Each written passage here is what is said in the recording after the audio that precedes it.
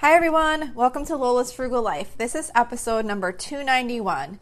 Today we're going to be talking about improving your financial habits. So please stick around for a few quick words from our sponsor and we'll get right into the show. Hi everyone, so today I wanted to talk about improving your financial habits. So a habit is just a regular tendency or practice. Sometimes habits are hard to give up or hard to make changes to. And we have habits with how we eat each day. Maybe we have habits with how we do our dishes or our laundry. We might have habits with how we take care of our teeth or our overall health. But in addition to these habits that we normally think of when we're looking to improve our habits, we also have financial habits. So financial habits are those things that we've developed the way we relate to how we interact with money. And sometimes you'll hear people say, oh, I'm just not good with money, and they don't really maybe put as much effort in to making changes to that as they could. Because just like other habits that I mentioned with eating or exercising or things like that, financial habits can be changed and improved just like any other habits can be.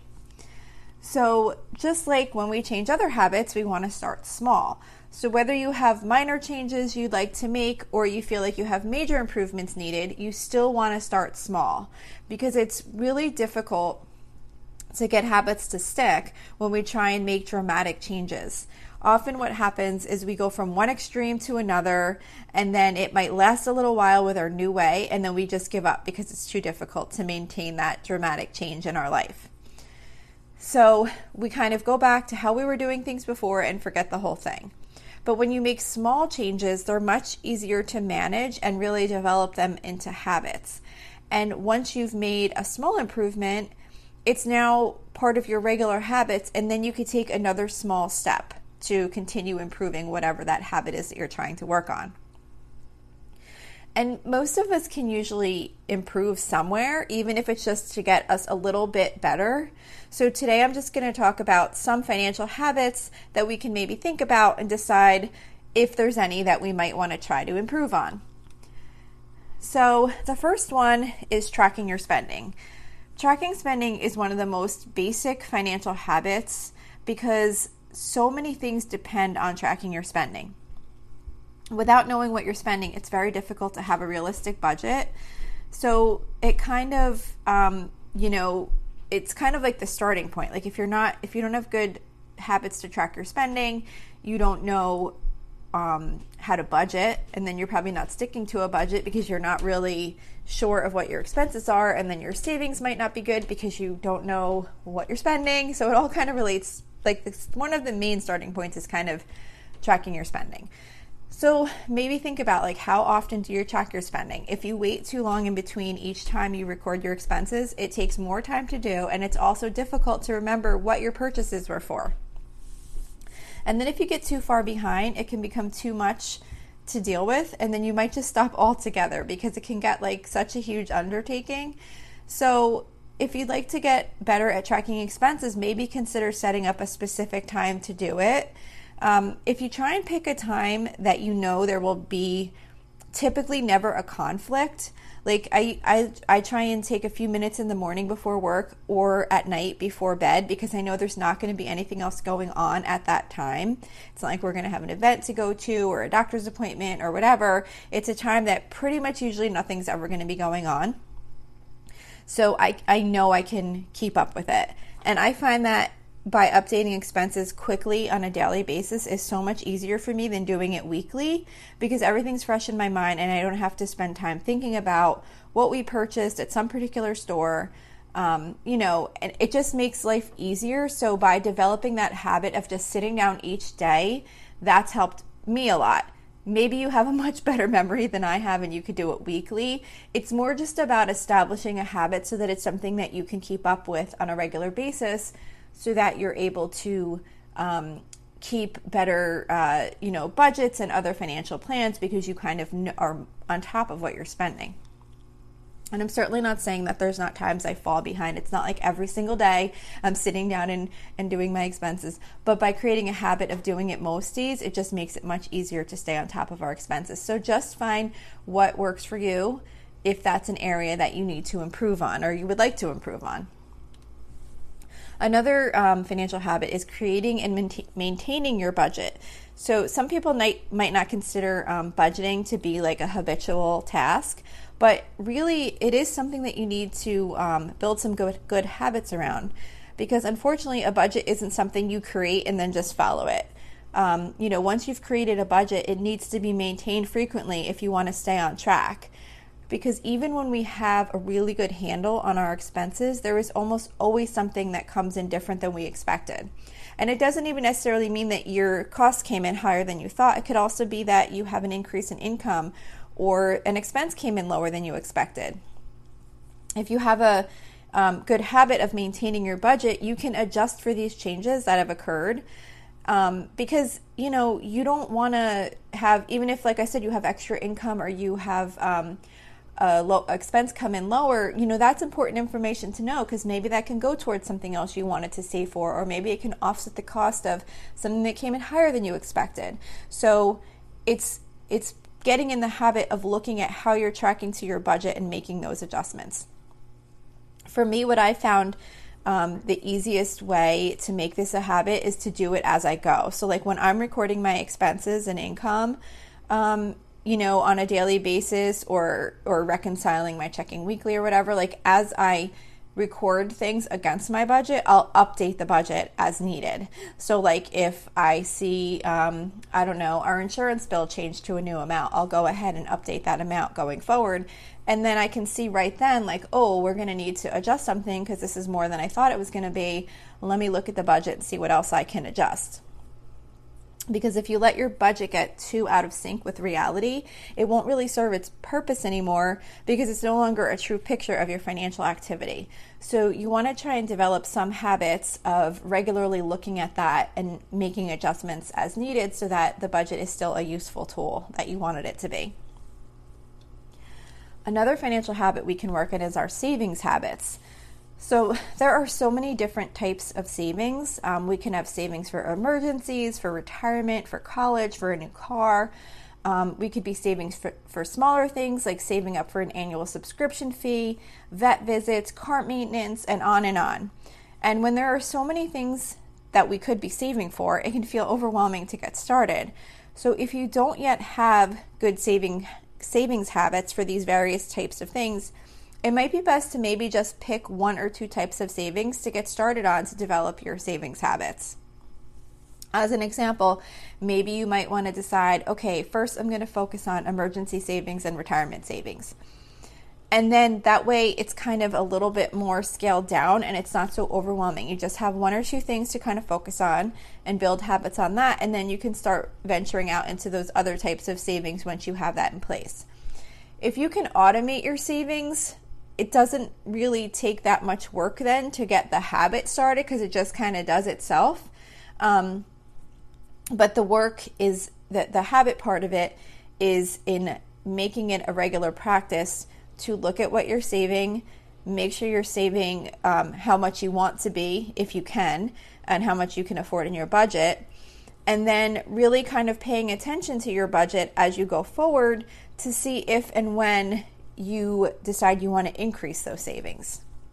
So it's really just about kind of keeping in mind and having habits where you're looking at your savings, determining what you want to be putting away, and then making sure that you're putting away as much as you're able to based on those goals that you have. Another area a habit that can really impact us is impulse spending. So we want to try to curb impulse spending as much as we can. And impulse spending is probably one of those financial habits that some of us really struggle with. And this is because it is spending that we do on impulse. So when we make an impulse purchase, often we're not really thinking too much about it. We just spend the money. It's something that just sounds like a great idea at the time. So we can definitely work on habits to help curb impulse spending. One of the most common habits that's usually talked about and probably the most effective is to implement a waiting time before making a purchase. So basically, by deciding that you'll give yourself a waiting period, even if it's only 24 hours, it forces you to take some time to think about the purchase you're going to make. And very often, 24 hours after the initial excitement has worn off, you may have even already forgotten about the item altogether. So impulse spending can really negatively impact our budgets, but if we take time to work on our impulse spending habits and really try and put some controls in place, we can usually make some really positive changes in that area relatively easily. Another habit is related to sinking funds. So years ago, I had no habits related to identifying what expenses required sinking funds. I don't think I even had any idea of what a sinking fund was, or even realized that I should be saving up short term for certain things. A sinking fund is really just putting money aside for an upcoming expense. So when I do my budget, I determine how much money needs to be put aside for future expenses.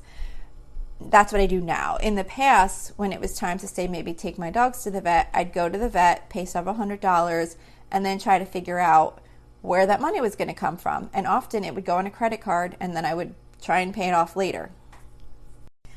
So over time, I wound up making it a habit to identify whenever one of those types of expenses came up. Like instead of it just happening and then moving on, I would say, oh, this is one of those things that I need to start saving for.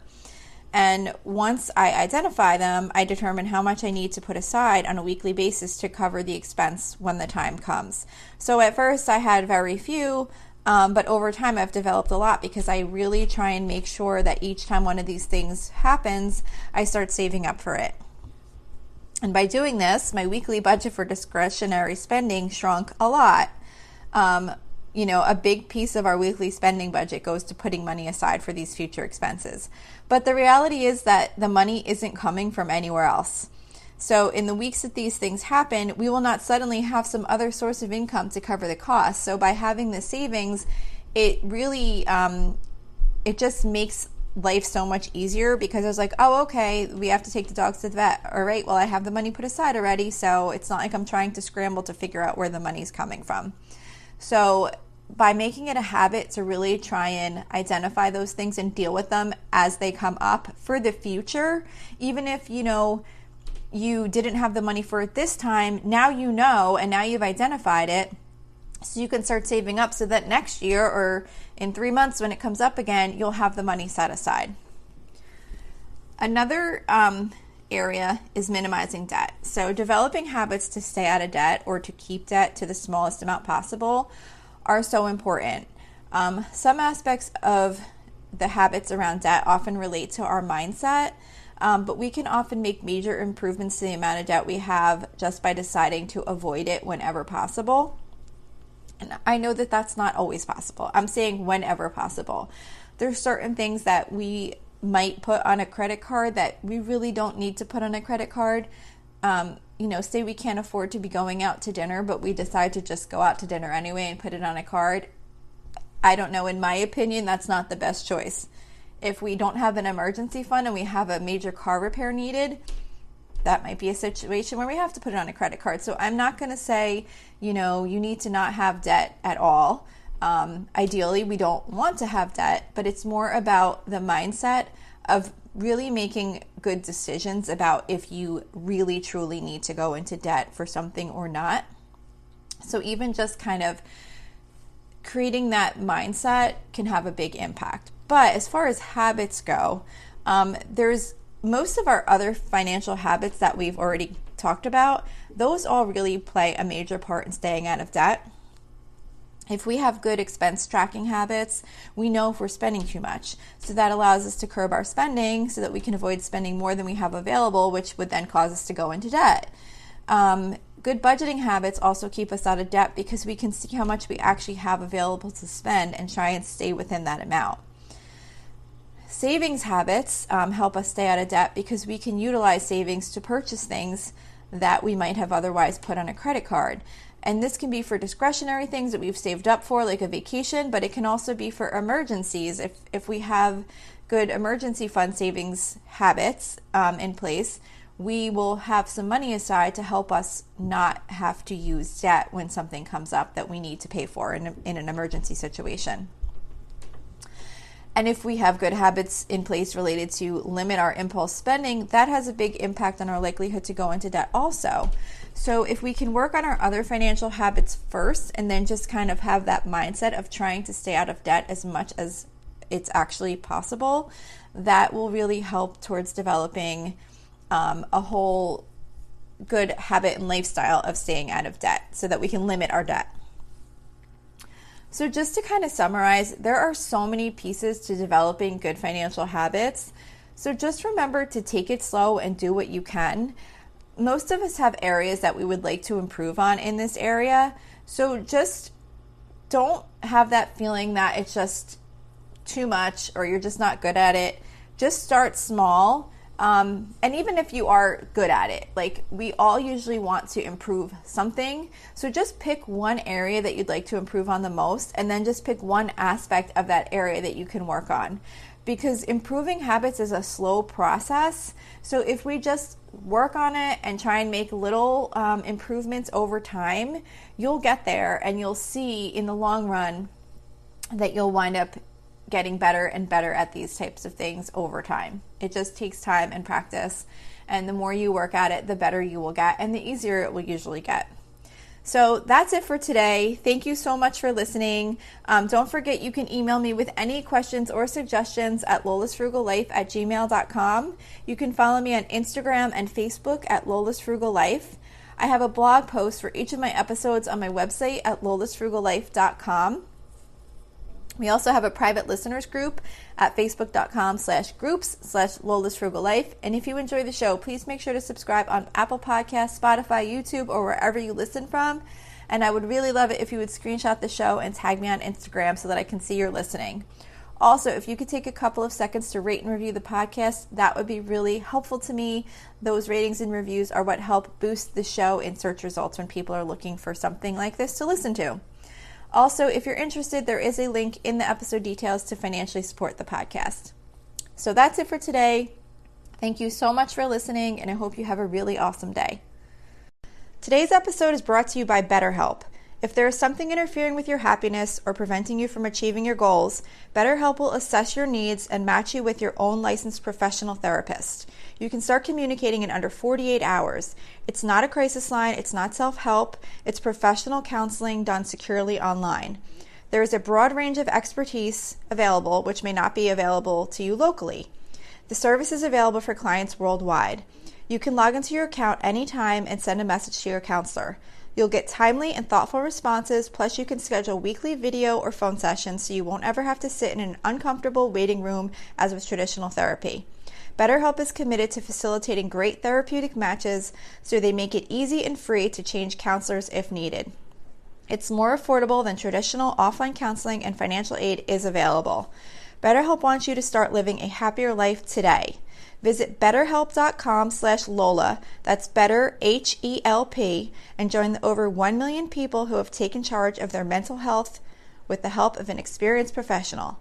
This podcast is sponsored by BetterHelp, and Lola's Frugal Life listeners get 10% off their first month at betterhelp.com/Lola.